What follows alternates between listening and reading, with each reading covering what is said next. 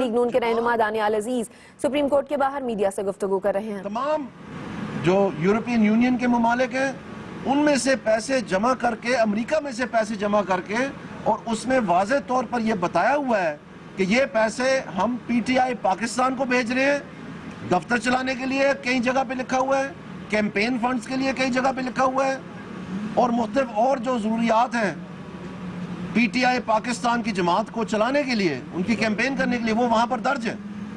اور اس کے ساتھ ساتھ وہاں پر گوسٹ انویسٹر ہیں، یعنی رقم لکھی ہوئی ہے، آگے نام کوئی نہیں ہے، اور جن رقوم کے آگے نام لکھے ہیں وہاں پر صرف ان کے انیشل دیے ہوئے ہیں، یعنی F.C.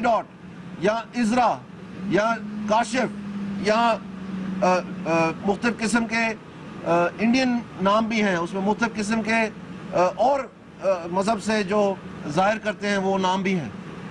تو اس سے ہم آپ کو کہنا چاہتے ہیں کہ اگر آپ پولیٹیکل پارٹیز آرڈر پڑھیں تو سیکشن 15 میں یہ لکھا ہے کہ جو جماعت باہر سے لیے ہوئے پیسے جو ہیں، یا کسی باہر کی کارپوریشن سے یا کسی باہر کے شخص سے پیسے لے کے پاکستان میں سیاست کے لیے استعمال کریں گے، وہ جماعت ڈیزالو ہوگی، یہ لفظ ہے، وہ جماعت ڈیزالو ہوگی۔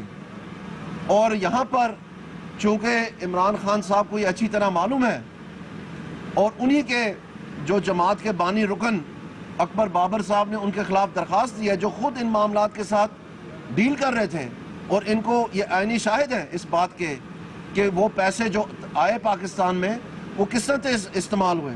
اور عمران خان صاحب نے ٹیلی ویژن کے اوپر یہ خود بھی مانا ہے کہ دبئی سے، چونکہ ان کو پیسے دبئی میں اجازت نہیں ہے پیسے بھیجنے کے، تو ان کو ہنڈی کے ذریعے اپنی جماعت کو چلانے کے لیے $2 ملین جو ہے یا اس طرح کی رقم وہاں ذکر کیا خود عمران خان نے، وہ کلپس ہم نے چلائے ہیں میڈیا میں۔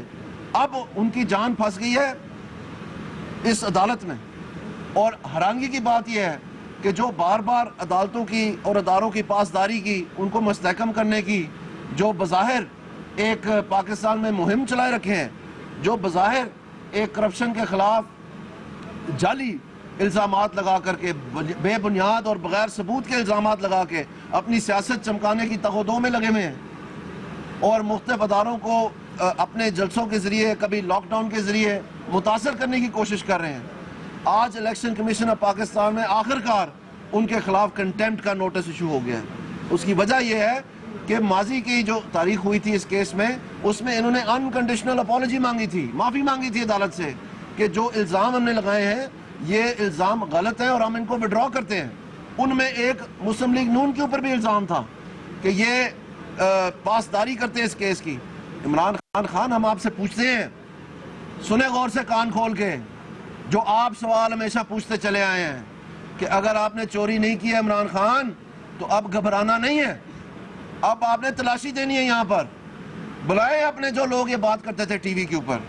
میرے ساتھ خود ایک پروگرام میں اسحاق خاقوانی نے کہا تھا کہ یہ ہمارے نیچے درجے کے وکیل نے اپالوجی ہاتھ سے لکھ کے دی ہے، ہم اس کو اون نہیں کرتے، یہ اس نے غلطی کی ہے۔ اب آپ کو نوٹس ہو رہا ہے، وہ جوید چودھری کا پروگرام تھا ایکسپریس نیوز پہ کچھ دن پہلے، میں اب آپ کو چیلنج کرتا ہوں، آ کے یہاں جواب دیں۔ آپ عدالتوں کو شرمناک کہہ کے پھر معافی مانگتے ہیں، یہاں پر بھی آپ نے معافی مانگی۔ آپ نجم سیٹھی والے 35 پنکچر کیس میں خود یہ تسلیم کر چکے ہیں کہ آپ نے غلط بیانی کی، اور اس غلط بیانی کی باعث آپ نے پوری سیاست کے اوپر دبا اچھالنے کی کوشش کی، جس میں آپ نے کہا وہ میرا سیاسی بیان تھا۔ ہم بھی سیاستدان ہیں عمران خان، ہم ساری عمر گیند کے پیچھے نہیں بھاگتے رہے۔ میں نے پہلا الیکشن 1991 میں لڑا تھا، اور ہم سچ اور حق کی بات اٹھاتے ہیں، ہم سیاست کو عبادت سمجھتے ہیں، آپ کی طرح ایک ڈولی اٹھانے کے لیے کھیل نہیں سمجھتے کہ نیا پاکستان تب بنے گا کہ آپ کی ڈولی اٹھے گی۔ آپ نے ایک گھنونا مذاق بنا دیا اس ملک کی سیاست کو، آپ کے رد عمل نے اور آپ کی زبان نے، آپ کے ٹاک شوز پہ، آپ کے سوشل میڈیا نے ایک گالی گلوچ کا کلچر جو ہے وہ پاکستان میں انٹروڈیوس کر دیا ہے۔ لوگوں کی شکلوں پہ تم مذاق کرتے ہیں، وہ اللہ تعالیٰ کی طرف کی دین ہے۔ لوگوں کے نام لے لے کے تم مذاق کرتے ہو، آپ کبھی دوپٹہ اوڑھ لیتے ہو، کبھی آپ کس طرح کی زبان استعمال کرتے ہو، اداروں کے جو سربراہان ہیں ان کے اوپر بے بنیاد نام لے لے کے تم گالیاں دیتے ہو، اور پھر دوسرے سیاسی جماعتوں کو تم کہتے ہو کہ وہ یہ کام کرتے ہیں۔ یہ انتہائی شرمناک اور افسوسناک کردار رہا ہے آپ کا پاکستان میں، اور اب وقت آ گیا ہے، میں کہتا رہوں پہلے دن سے کہتا رہا ہوں, آپ میری کلپس نکال کے دیکھیں کہ ہم نے احتساب کے لیے پیش ہونا ہے اور انشاءاللہ سرخرو ہونا ہے, اور ان کو ہم نے پکڑ پکڑ کے لانا ہے. یہ آپ دیکھ رہے ہیں, اب یہ جان ان کی کھڑکی میں پھنس گئی ہے. یہ چھٹی دفعہ ہے کہ ان کو نوٹس ہوا ہے کہ آپ اپنے ثبوت جو ہے اکاؤنٹس جمع کروائیں یہاں پر ایویڈنس پہ. یہ مینٹینیبلٹی پہ آرگیو کرتے رہے ہیں اس کیس میں کہ الیکشن کمیشن مجاز نہیں ہے یہ باتیں سننے کا. اس آرڈر کو ہوئے کوئی 6-8 ماہ ہو چکے ہیں, اور بار بار ہر طریق پہ آتے ہیں, اور ہر طریق پہ ان کو کہا جاتا ہے کہ آپ ریکارڈ پیش کریں, آپ ریکارڈ پیش کریں, آپ ریکارڈ پیش کریں, اور یہ بار بار ہیلے بہانوں سے کام لیتے ہیں. آخر پچھلی دفعہ معافی مانگی اور اس دفعہ فرار ہو گئے. یہ عدالت سے فرار ہو چکے ہیں. آج ان کا کوئی نمائندہ نہیں آیا. کہاں ہے نئی ملک؟ آؤ نئی ملک ادھر آؤ, کھڑے ہو کے بات کرو آج اپنے پاؤں پہ وزن ڈال کے. تم کیا جھوٹ اور بیچتے رہے ہو یہاں پر؟ ہم آپ کو چیلنج کرتے ہیں. آج تم بھاگ گئے ہو, آؤ کدھر ہیں ان کے نمائندے؟ کیوں نہیں اب آج سامنے آ رہے؟ کیوں یہ بھاگے ہوئے ہیں؟ اس قوم اور ملک کا, ان بچوں کا کب تک انہوں نے پتنگڑ بنائے رکھنا ہے؟ یہ کس قسم کی سیاست کھیلنا چاہتے ہیں؟ آ کے بولو اب یہاں پر. اب بھاگنا نہیں ہے, اب تلاشی دو. نعیم الحق, تم روز آ کے یہاں پر بولتے رہے ہو. عمران خان, تم آ کے یہاں بولتے رہے ہو. آئیں, اب میں آپ کو چیلنج کرتا ہوں, بتائیں آپ کیوں بھاگے ہوئے ہیں عدالت سے؟ کیوں نہیں آپ کا وکیل آج پیش ہوا؟ کیوں نہیں آپ کا یہاں پر کوئی نمائندہ کھڑا؟ آپ ہم پہ یہ الزام لگاتے ہیں. ہم نہ بھاگنے والے ہیں نہ جھکنے والے ہیں. یہ جو کچرا تم نے اکٹھا کیا ہوا ہے عمران خان, یہ سب کا سب جواب دے گا. یہی جہانگیر ترین بھی جواب دے گا, یہ علیم خان بھی جواب دے گا.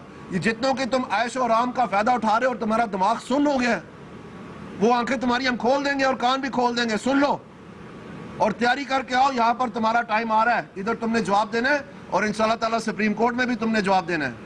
یہاں پر جو تمہارا کیس جمائمہ کے حوالے سے, بنی گلہ کے حوالے سے ہے, یہاں پر جو تمہارا کیس اپنے آف شور کمپنی اور اپنا فلیٹ جو ہے وہ کالے دھن سے, تم واحد سیاستدان ہو جس نے کالا دھن سفید کرنے کے قانون سے باقاعدگی سے مستفید ہوئے ہو تم, اور نام دوسروں پہ لگا رہے ہو. تم نے 83 سے اپنا فورن کمپنی چھپائی ہوئی تھی. تم نے اس کالے دھن کا سفید کرنے کا قانون کا فائدہ اٹھایا 2000 کی دہائی میں. تمہارے پاس صنعت کار جو ہے کرپٹ ہے, جہانگیر ترین, جس نے لکھ کے دیا ہے کہ میں نے غلط منافع کمایا, 7 کروڑ واپس کیے اور 1.5 کروڑ کا جرمانہ بھی دیا. تمہارے ادارے اس وقت بند ہیں. کیوں ڈی جی احتساب کی پوسٹ خالی ہے پچھلے 1.5 سال سے؟ جب سے آپ نے جنرل حامد کو نکالا ہے, آپ نے کیوں نہیں وہاں پر ڈی جی لگایا؟ کیونکہ وہ کیس سنے گا, ان کیسوں کا پیچھا کرے گا. تم نے مفلوج کر کے رکھ دیا ہے اپنا ہی احتساب کا ادارہ جو ہے. جب تم نے وہ نکالا وہاں سے تورو صاحب کو, تو